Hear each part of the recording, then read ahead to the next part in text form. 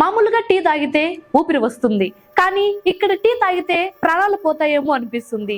ఏంటి, షాక్ అయ్యారా? సాధారణంగా శ్మశానం అంటేనే భయం, పగటిపూట కూడా అడుగు పెట్టాలంటే వణుకు. కానీ గుజరాత్ లోని ఒక యువకుడు అదే శ్మశానాన్ని ఒక వెరైటీ అడ్డాగా మార్చేశాడు. అక్కడ టీ తాగాలంటే ధైర్యం ఉండాలి, ఎందుకంటే అది మామూలు టీ కాదు బాబోయ్, బూత్ చాయ్.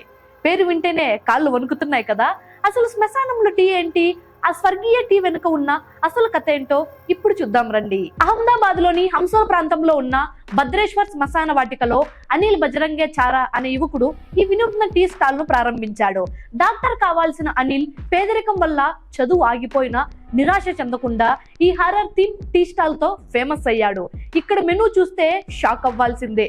బూత్ చాయ్, భయానక్ కాఫీ, ఇలా అన్ని దయ్యాల పేర్లే.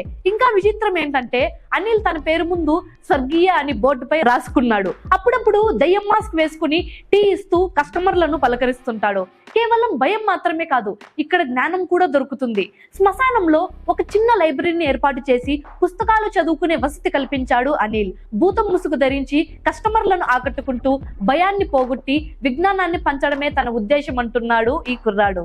శ్మశానాల పట్ల ఉన్న మూఢనమ్మకాలను పక్కన పెట్టి ప్రజలు ఇక్కడికి టీ తాగడానికి మరియు చదువుకోవడానికి ఉత్సాహంగా వస్తున్నారు. చూసారుగా, భయం వెనుక ఒక ఐడియా కూడా ఉంది.